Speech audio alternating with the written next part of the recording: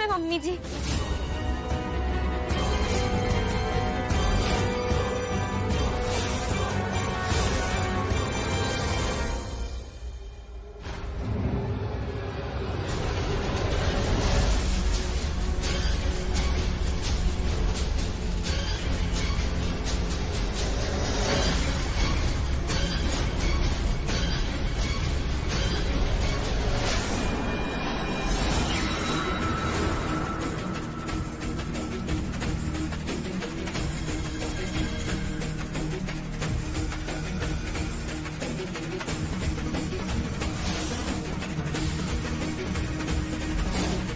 फिलहाल इन दोनों का ध्यान मुझ पर नहीं है।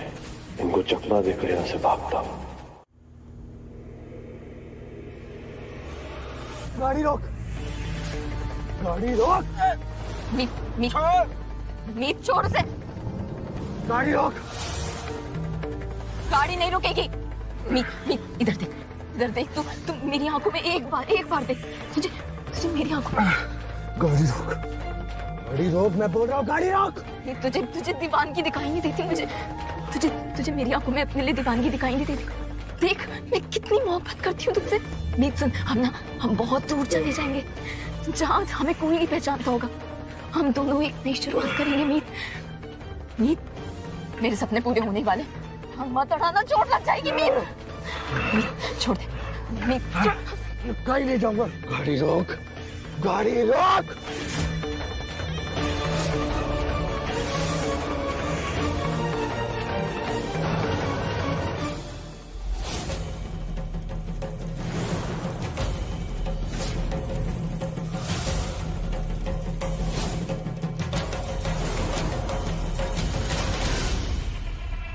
बबीता जी, इस बच्ची ने इस घर के लिए, इस परिवार के लिए, आपके अपने बेटे के लिए क्या कुछ नहीं किया, और आप इसके साथ इस तरह से बात कर रही हैं इसके साथ। आपको मेरी बात पे यकीन नहीं हो रहा राज? आपने शायद इस लड़की के अंदर पैदा हो रही इनसिक्योरिटी को नहीं देखा। और ये इनसिक्योरिटी उस दिन पैदा हुई है जब आपने इस लड़की का हक नीलम को दिया मीत की बीवी होने का।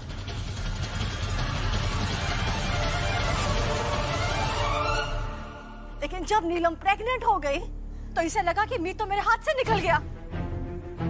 तब हमारे बेटे को नीलम से छीनने के लिए ये लड़की वो दीवानी लड़की बन गई जिसके होने का इल्जाम ये हमारे घर की बहू नीलम पर लगा रही है।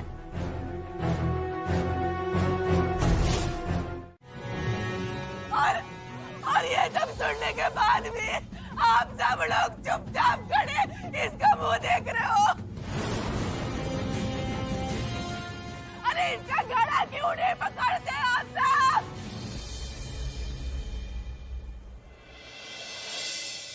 हमारी बेटी के लिए ना सही, अपने बेटे के लिए तो पकड़ो।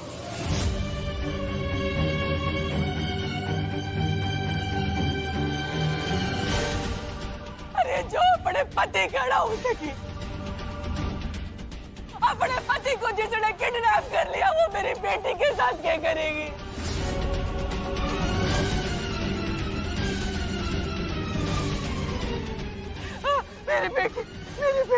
मेरी बेटी यहाँ पे मेरे को सुरक्षित है।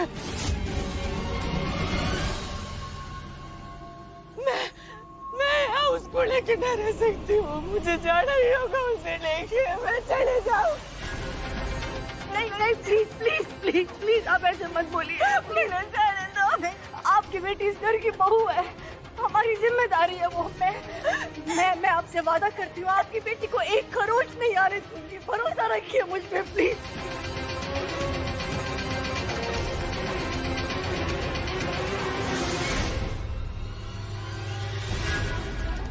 आखिरी बार पूछ रही हूँ, कहाँ है मेरा बेटा? अगर इस बीच तुम मेरी बहू नीलम के करीब आई या इस घर पे मौजूद किसी ने भी इस लड़की को ये बताया कि नीलम किस हॉस्पिटल में एडमिट है, तो मुझसे बुरा कोई नहीं होगा।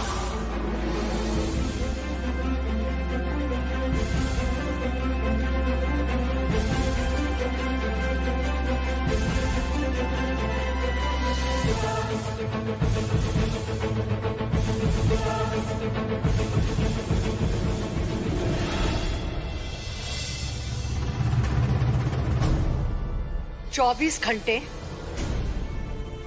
और दिवाली का दिन। अगर कल शाम तक दिवाली के दिए जलने से पहले तुम मेरे बेटे को लेकर नहीं आई तो तुम खुद अपने आप को पुलिस के हवाले करोगे।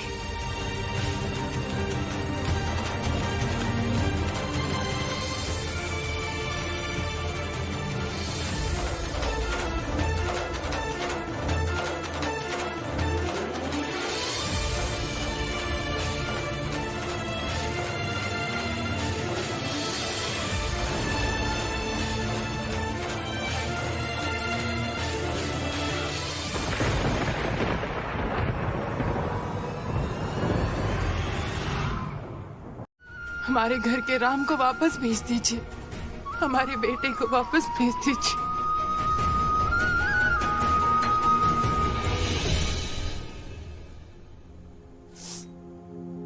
मीत भैया जल्दी लौटेंगे चाची जी, बहुत ही जल्दी। आपको क्या लगता है मीत भैया ही ये सब कुछ किया है? सुने ना, गंगा जल की पवित्रता पर हमें पूरा विश्वास है। उसी तरह मीत बहू के खिलाफ लाख सबूत होने के बावजूद मुझे पूरा विश्वास है कि वो कभी गलत नहीं हो सकती। लेकिन चाची जी, हम ये भी तो नहीं नकार सकते ना कि नीलम बहुत ही सीधी और भोली है और सारे सबूत मीत के खिलाफ है। ऐसे में तो यही लग रहा है कि मीत ने ही सब कुछ किया है। बेटा, तुमने इस घर को हमेशा दिया ही है, कुछ लिया नहीं है। हमेशा इस घर को तुमने सुख और प्यार दिया है और हमें भी तुमसे लेने की ऐसी आदत पड़ गई है कि हमने तुमसे तुम्हारे सारे अधिकार, तुम्हारा हक ही तुमसे छीन लिया। मेरे बेटे की पत्नी कहलाने का हक भी तुमसे छीन लिया। लेकिन मैंने तुमसे पहले भी कहा है कि मैं तुम्हें अपना बेटा मानता हूं और जो चीज तुम्हारे बाप की है वो तुम्हारी भी है। बेटा, ये घर मेरा है तो इस पर तुम्हारा भी पूरा अधिकार है। तुम्हारा ये बाप हमेशा तुम्हारी परेशानियों में तुम्हारे साथ खड़ा रहा है और आज भी तुम्हारे साथ खड़ा रहेगा। मुझे पूरा यकीन है बेटा कि तुमने कभी कुछ गलत नहीं किया और आज भी ये यकीन कायम है कि तुम कुछ गलत कर ही नहीं सकती। भले ही तुम्हारा ये बाप सबके सामने आके तुम्हारी ढाल हमेशा ना बन पाए, लेकिन बरगद के पेड़ की तरह तुम्हें छाया हमेशा देता रहेगा। पूरी दुनिया चाहे तुम्हारे खिलाफ हो जाए, लेकिन तुम्हारा ये बाप हमेशा तुम्हारे साथ खड़ा रहेगा। बेटा, बस अब एक बात की चिंता हो रही है कि हमें पता कैसे चलेगा कि मीत पुत्र है कहां। अब जैसे बबीता जी ने सबसे कह दिया कि कोई भी तुम्हारी मदद नहीं करेगा, तो कैसे मालूम पड़ेगा कि नीलम किस हॉस्पिटल में एडमिट हुई है? और बेटा, तुम्हें इस बात पर पूरा यकीन है ना कि ये सब कुछ नीलम नहीं किया है? हाँ, मुझे पक्का यकीन है कि मेरे मना करने के बावजूद भी ये लड़की इस बात का पता लगाने की जरूर कोशिश करेगी कि हमने नीलम को किस हॉस्पिटल में एडमिट किया है। मैंने भी सोच लिया है कि इन 24 घंटों के लिए मैं हॉस्पिटल जाके नीलम के साथ रहूंगी। फिर देखती हूँ मेरी बहू नीलम के आसपास भी ये लड़की कैसे भटकती है। मर गई। दामाद जी की किडनैपिंग लैला ने की, इस बात से सबका ध्यान हटा के मैंने उस मीत उस्ताद ने फंसाया ताकि हमारी छोरी की बीमारी किसी के सामने ना आ सके। अब अगर बबीता जी हॉस्पिटल गई और नीलू में लैला आ गई तो उसकी बीमारी की सच्चाई सबके सामने आ जाएगी। समझड़ जी, इस मीत उस्ताद के कारण पूरा घर परेशान है। आपका बीपी बढ़ गया, राज भाई साहब दिल के मरीज हैं। अब ऐसे में आप अस्पताल जाओगी, आप तो घर पे रहकर उस मीत पे नजर रखो। मैं जाती हूँ अस्पताल, नीलू के साथ मैं रह लूंगी, आप चिंता ना करो उसकी।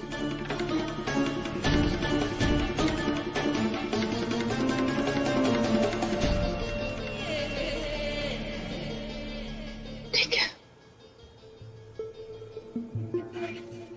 पापा जी, मैंने पूरा भरोसा है कि ये सारा किया धरा नीलम का ही है, और वो किस हॉस्पिटल में है वो जानने का भी एक प्लान है मेरे पास, पर मैंने उसके लिए आपकी मदद लगेगी। हाँ बेटा, मैं तुम्हारे साथ हूँ। तुम बोलो क्या करना है, मैं कुछ भी करूंगा। खेल नहीं खेल रही हो तो कहाँ है मेरा बेटा?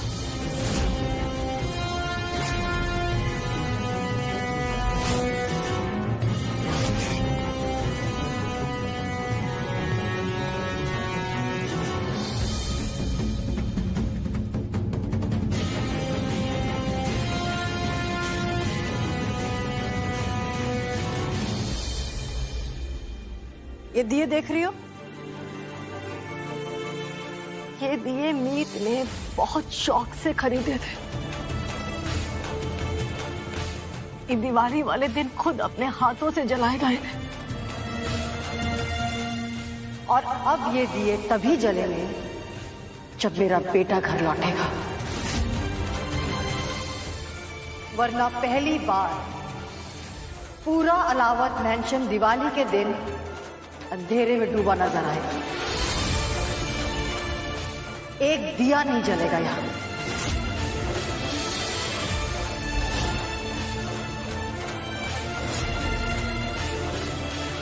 और इस अंधेरे और मायूसी की वजह होगी तुम, सिर्फ तुम।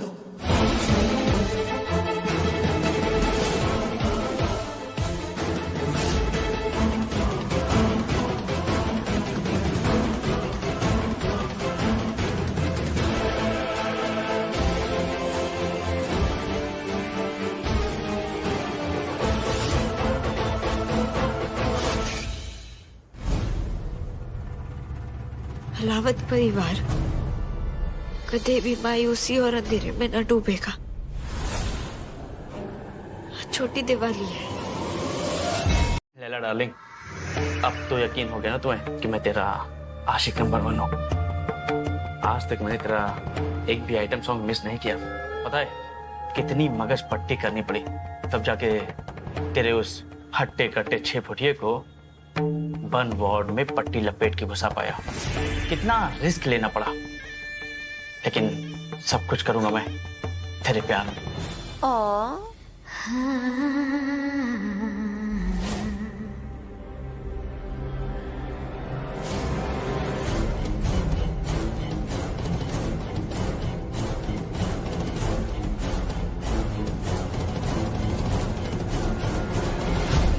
सुन, तो कहता है ना तू मेरा सबसे बड़ा आशिक है,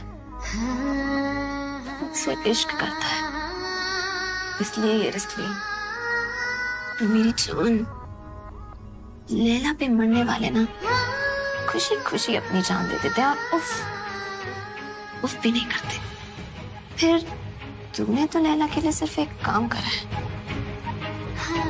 देख ले जैसे जैसे काम बड़ा होता जाएगा इनाम भी बढ़ता जाएगा।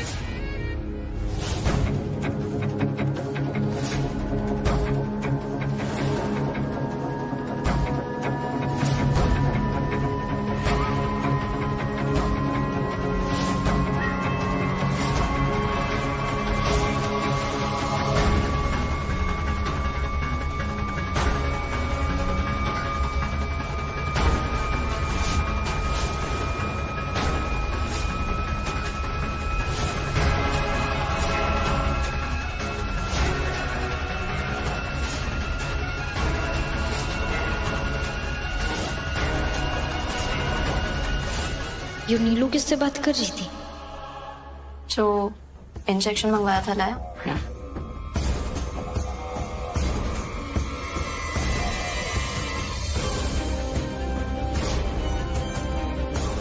इस इंजेक्शन के इस्तेमाल से पहले एक बात जान लो लैला, इसके ओवरडोज बहुत ज्यादा डेंजरस होते हैं, बिना किसी डॉक्टर की परमिशन के किसी को मिलते नहीं। और एक बात, इसकी ओवरडोज किसी की जान ले सकती है।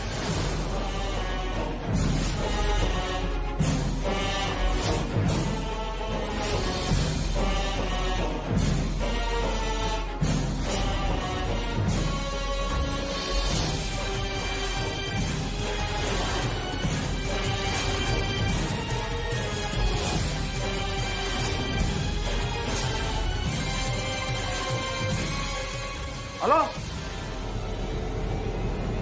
देखिए, इस फाइल के अकॉर्डिंग ये बेड अब तक खाली है। ये फाइल पे लिखा हुआ है कि 4 नंबर बेड पे कोई पेशेंट नहीं। हमारे यहाँ सिर्फ 5 पेशेंट। पर मैंने अच्छी तरीके से याद है, इस बेड पर पेशेंट था 6वां पेशेंट। देखिए मैडम, हर पेशेंट का हमारे पास रिकॉर्ड होता है। ये बेड खाली है।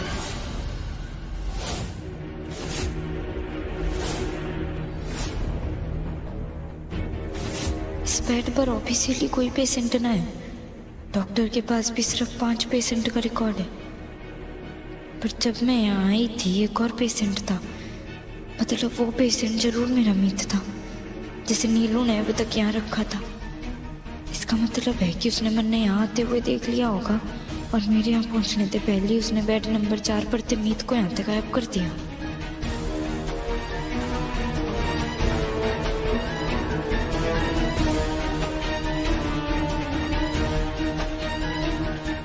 हमारी बेटी से पूछताछ करने वाली तुझे बबीता जी ने मना किया था ना कि तू हमारी बेटी के इर्द गिर्द भी ना भटकेगी और ना अस्पताल आएगी। फिर तू यहाँ क्या कर रही है?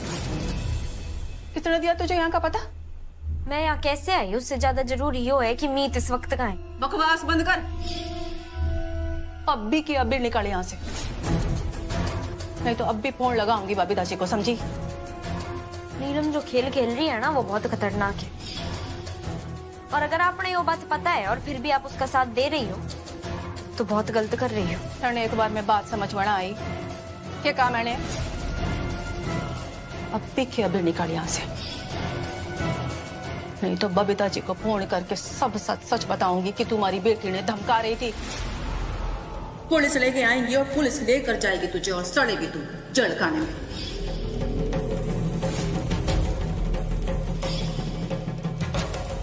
नहीं समझ में आया? रुक।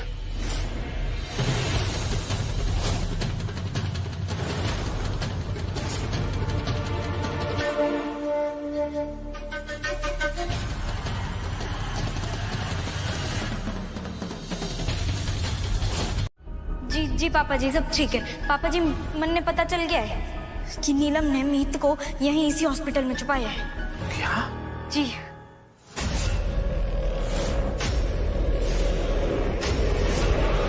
पापा जी, मन ने पता चल गया है कि नीलम ने मीत को यहीं इसी हॉस्पिटल में छुपाया है। क्या?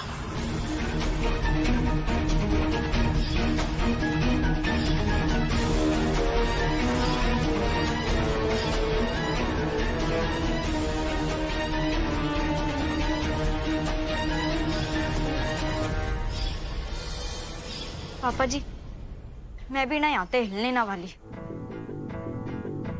जब तक मैं मीत ने नीलम के चंगुल से छुड़ा ना लेती, मैं कहीं ना जाने वाली। देखो बेटा, अब तुम्हें पूरा यकीन अगर हो ही गया है तो एक काम करते हैं, मैं डीसीपी को फोन करता हूँ, वो हॉस्पिटल पे रेड कर देगा तो हमें मीत पुत्र जल्दी मिल जाएगा। ना पापा जी, पुलिस ने देखकर नीलम जरूर चौकन्नी हो जाएगी और हो सकता है कि कोई रास्ता ना मिलने पर वो मीत ने कोई नुकसान पहुंचा दे।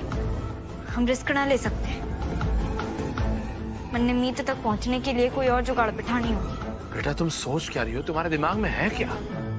पापा जी, आप ही कहते हैं ना कि अपनी चाल चलने से पहले हमें सामने वाले की चाल जानना बहुत जरूरी है। नीलम ने चैलेंज देने का और लेने का बड़ा शौक है, तो ये भी उम्मीद उठा नीलम ने चैलेंज भी देगी और खेल भी खेलेगी और वो खुद मन ने मीत तक पहुंचाएगी। ठीक है बेटा, लेकिन प्लीज तुम जो भी करोगे जरा संभल कर और अपना ध्यान रखना बेटा। जी पापा जी। Okay, all the best.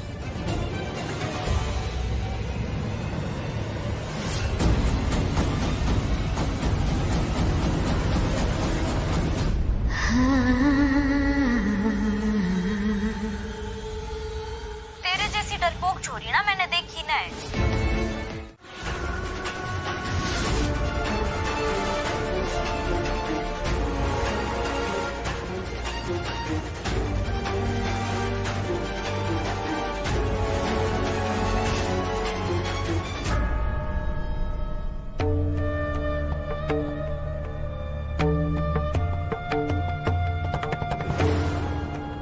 हे भगवान, ये छोरी यहाँ से चढ़ गई। मतलब मतलब इसने लैला बन के अपना काम शुरू कर दिया है। यानी मैं थोड़ा सही कह रही थी, उसने दामाद जड़े ये छुपा के रखा है, इससे पहले कि वो कोई गलत कदम उठाए। मैंने इसे काबू में करना पड़ेगा, वरना तो लैला हमारी बेटी नीलू की जिंदगी बर्बाद करके रख देगी।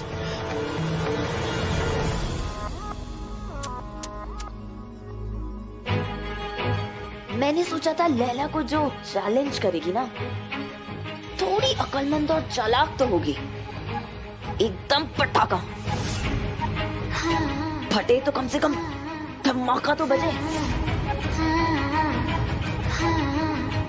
लेकिन क्या रे, तू तो एकदम फुसकी बॉम्ब निकली।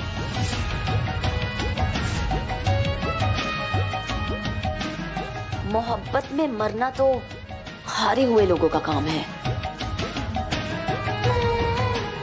जीत तो उसकी है जो सामने वाले इंसान को मार के अपना प्यार पाले।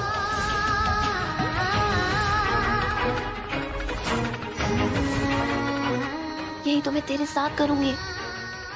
हाँ,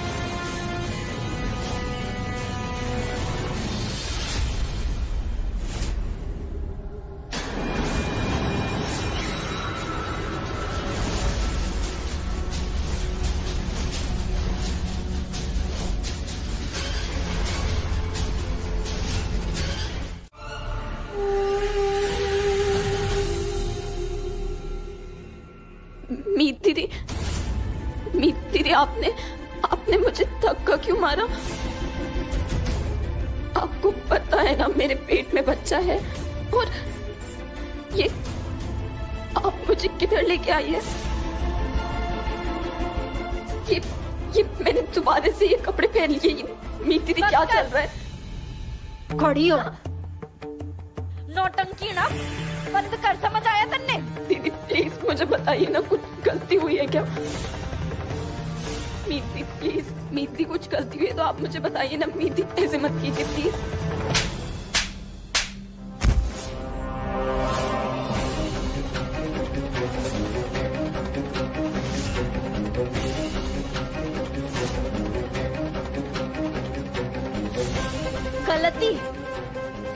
गलती तेरे तेरा हुई है, गलती हमसे हुई है जो हमने तेरे जैसी छोरी पर भरोसा किया। तन्ने मासूम समझा हमने, तेरे जैसी चालबाज छोरी पर तरस खाया हमने।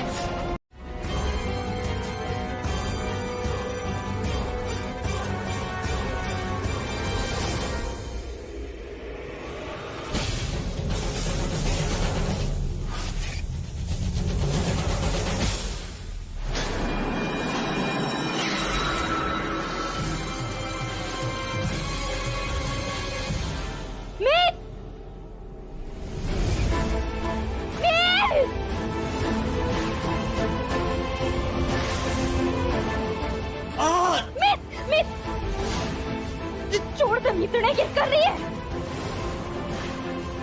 बड़ा करना इसने।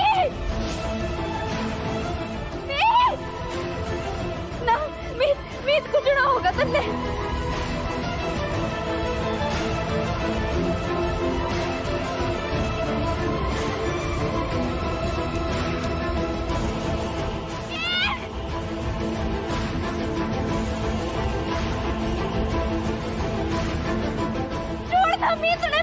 मैं तेरी जान ले लूंगी, बता रही हूँ। छोड़ो तने।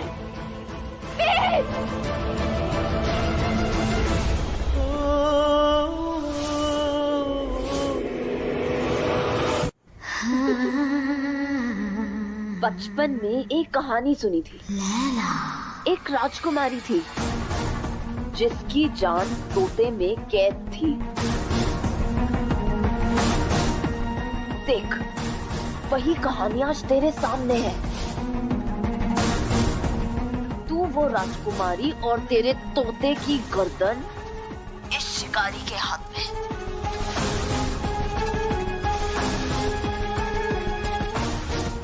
अगर थोड़ी सी भी और चालाकी दिखाई ना तो तेरे तोते की गर्दन तो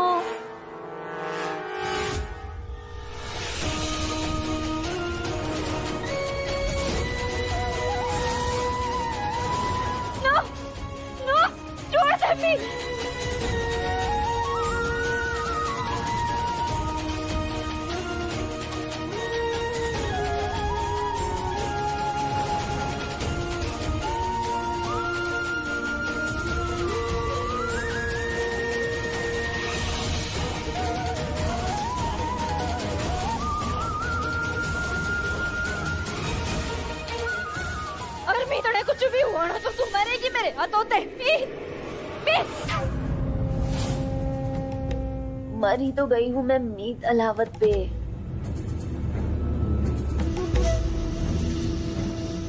अगर थोड़ी सी भी होशियारी दिखाई ना तो इस बार मीत अलावत दर्द और तकलीफ से नहीं गुजरेगा, सीधा इस दुनिया से गुजरेगा, समझी?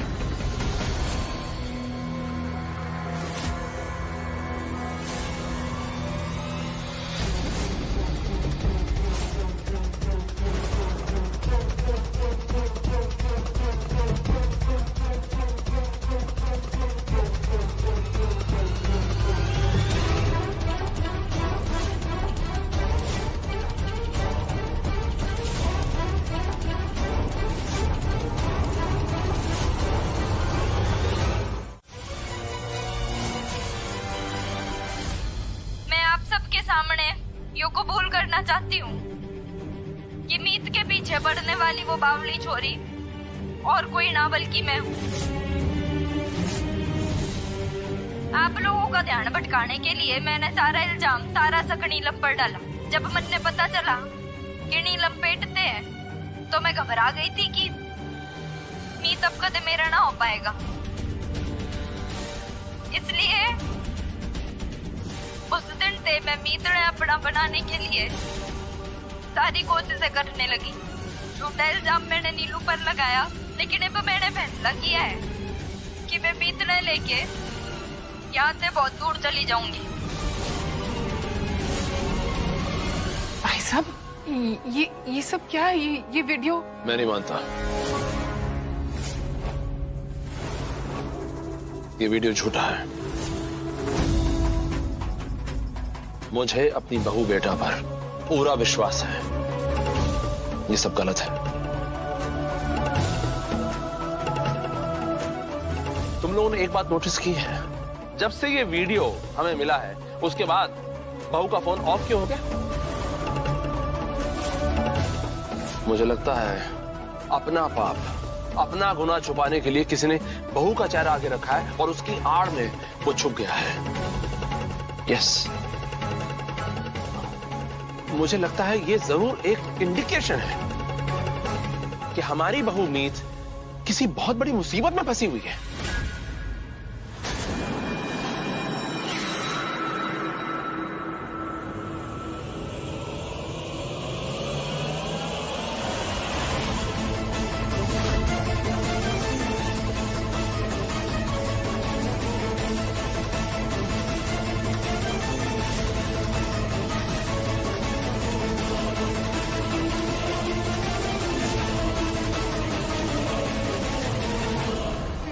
मीत हुड्डा ने अपना बन के धोखा दिया है हम सबको। धोखा। आप इस बात पे यकीन क्यों नहीं कर पा रहे हैं? क्यों ये वीडियो सबूत है उस बात का, और ये वीडियो देखने के बाद भी आप उस लड़की पे भरोसा करने की बात कर रहे हैं। अरे साफ साफ तो कह दिया उसने इस वीडियो में कि हाँ जो कुछ भी हुआ है उसके जिम्मेदार मैं हूँ, मैं खुद। और क्या प्रूफ चाहिए आपको? और आप सब गवाह है ना, आप आपके सामने उस लड़की ने कहा था ना कि मुझे 24 घंटे की मोहलत चाहिए और 24 घंटे के अंदर वो मेरे बेटे को मेरी आंखों के सामने लाकर खड़ा करेगी, कहा था ना, और मैंने भी मोहलत दी थी ना राज। तो फिर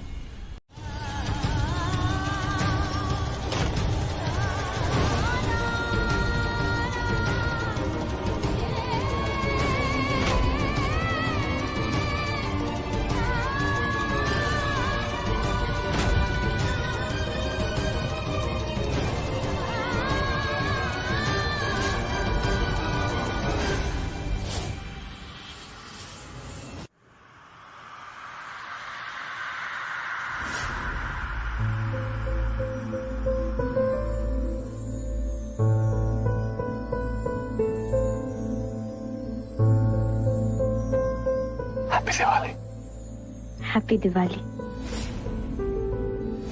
तन्ने पता है क्या? हमारा प्यार ना बिल्कुल नदियों जैसा है। अच्छा, वो कैसे? दिवाली अमावस के दिन आती है और अमावस का तो दूसरा नाम ही अंधेरा होता है। हम ये दीपक जलाते हैं उस अंधकार से लड़ने के लिए, रोशनी बिखेरने के लिए। हमारी जिंदगी में अगर हमारा प्यार ना हो तो हमारी जिंदगी में भी अंधेरा ही होगा ना। यो प्यार है, साथ है, इसलिए हमारी जिंदगी रोशन है। जो यो साथ छूटा या प्यार टूटा ना तो हमारी जिंदगी में भी सिर्फ अंधेरा ही बचेगा। इसलिए ना आज तू मेरे तक वादा कर। ठीक है। खुशी में, गम में, जिंदगी तड़पती धूप जैसी मुश्किल हो, जिंदगी तपती धूप जैसी मुश्किल हो, या ठंडी जमीन जैसी सुकून भरी, या ठंडी जमीन जैसी सुख भरी। होठों पर मुस्कुराहट बिखरे, होठों पर मुस्कुराहट बिखरी हो, या दिल में आंसुओं की बारिश हो, या दिल में आंसुओं की बारिश हो रही हो। जिंदगी की मिली हुई ठोकरों में, जिंदगी की दी हुई सारी ठोकरों में हमने अब तक एक दूसरे का साथ दिया है और हमेशा ऐसे एक दूसरे का हाथ थाम के जिंदगी पर आगे बढ़ेंगे। हम दोनों अपने प्यार में हमेशा अपनी ताकत बनाएंगे, न कभी खुद अंधेरों में खोएंगे, न एक दूसरे ने खोने देंगे। और हमें ना दुनिया की कोई ताकत अलग ही ना कर सकती। अगर मैं मौत के दरवाजे पर भी खड़ी हुई, सुन तो ले, तो भी मैं किस्मत से लड़के तेरे पास आ जाऊंगी, वादा।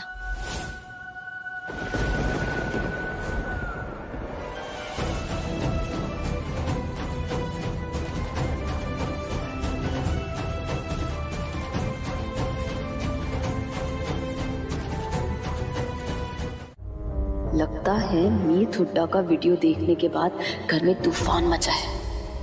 अच्छा है मैंने फोन उठा लिया, क्योंकि इन घर वालों की नजर में मैं सीधी सादी नीलम हूँ। अब लैला को कुछ पल के लिए अपना प्लान छोड़ के नीलम बनने का नाटक करना पड़ेगा, ताकि किसी को मुझ पे शक ना हो।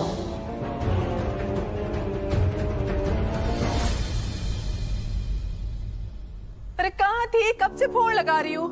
अम्मा वो मुझे अंदर चेकअप के लिए ले गए थे, वहाँ फोन ही नहीं ले जाने दे रहे थे। मैं अभी बाहर आई और आपकी मिस कॉल दिखी तो मैंने सबसे पहले आप ही को कॉल किया।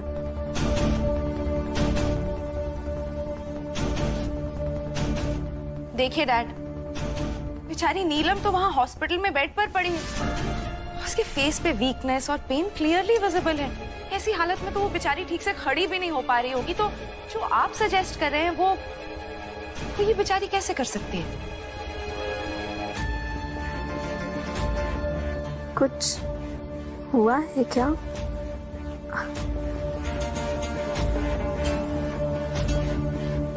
आप सबके एक साथ कॉल पे कॉल आ रहे थे और आप लोग परेशान भी लग रहे हैं। सब ठीक है ना? मीची का कुछ पता चला क्या? बेटा तुम आराम करो, तुम्हें इस वक्त आराम की बहुत जरूरत है। मुझे ऐसा क्यों लग रहा है आप लोग मुझसे कुछ छुपा रहे हैं? प्लीज प्लीज मुझे बताइए ना क्या हुआ है। मैंने कहा ना कुछ नहीं हुआ, सब ठीक है यहाँ पे। तुम बस आराम करो वहाँ पर। हाँ नहीं मम्मी जी मेरा दिल बहुत घबरा रहा है। आप प्लीज मुझे अभी बताइए क्या हुआ है। नीलम मैंने कहा ना कुछ नहीं हुआ, और मैं हूँ ना यहाँ पे, बर्फी जी है ना, सब ठीक हो जाएगा। और मीत भी बहुत जल्दी आ जाएगा घर पे, ठीक है? तुम प्लीज आराम करो। बाय।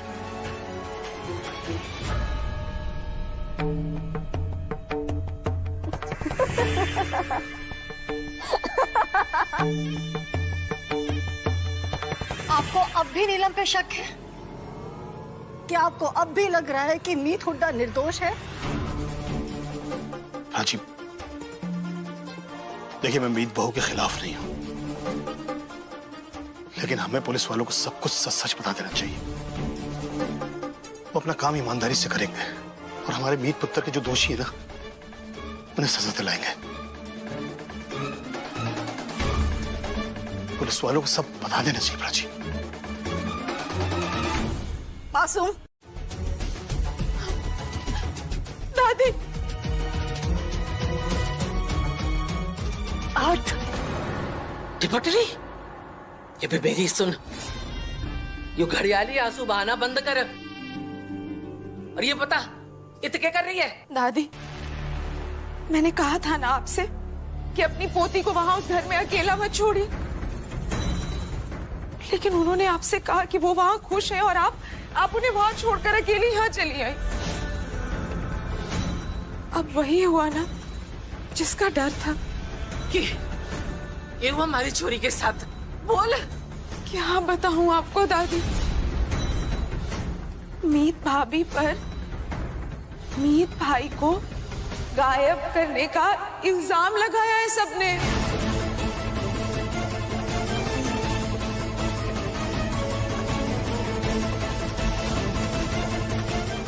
वो बेचारी डर के मारे फरार है और शहर की सारी पुलिस उनके पीछे पड़ी है।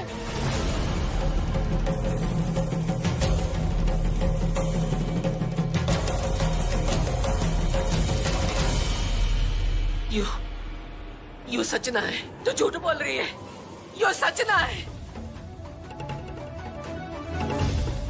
अगर ऐसा हुआ है तो मैं एहलाबत खानदान की ईंट से ईंट बजा के रख दूंगी। क्या समझे अपने आप को? छोड़ूंगी ना। वाह राजवर्धन जी वाह, यो ही दिन दिखाने के लिए हमारी लाड़ो को बहू बेटा बुलाए थे।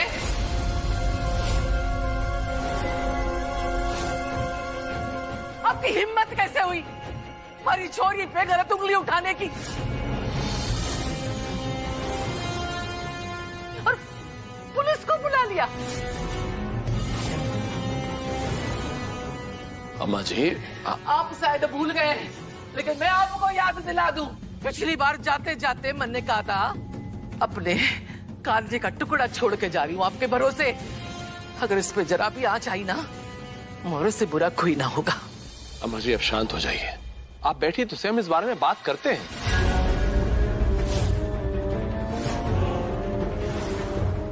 देखिए मैं तो मानता हूं कि हमारी जो मीत है वो ऐसी नहीं है। पिछली बार आपने जो मेरे बेटे को थप्पड़ मारा था,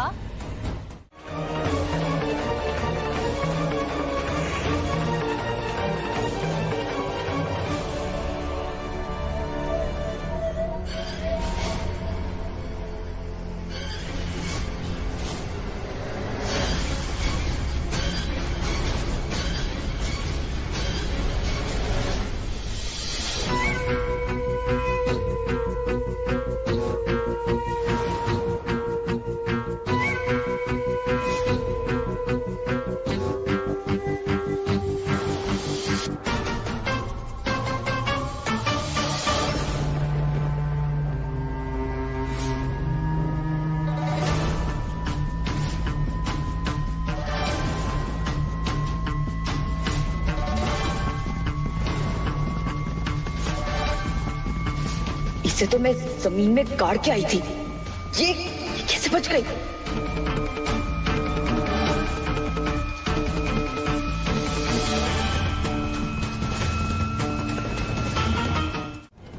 डोंट वरी, हम उन तक पहुंच जाएंगे, वो ज्यादा दूर नहीं गए होंगे।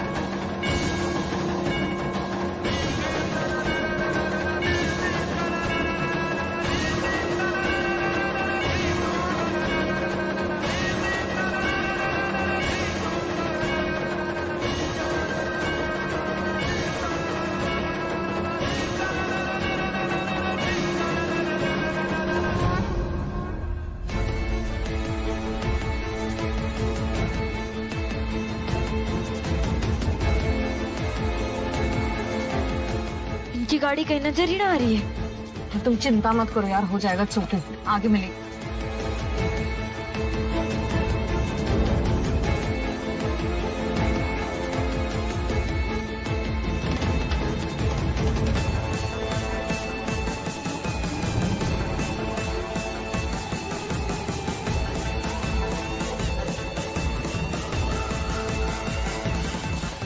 राइट राइट ले।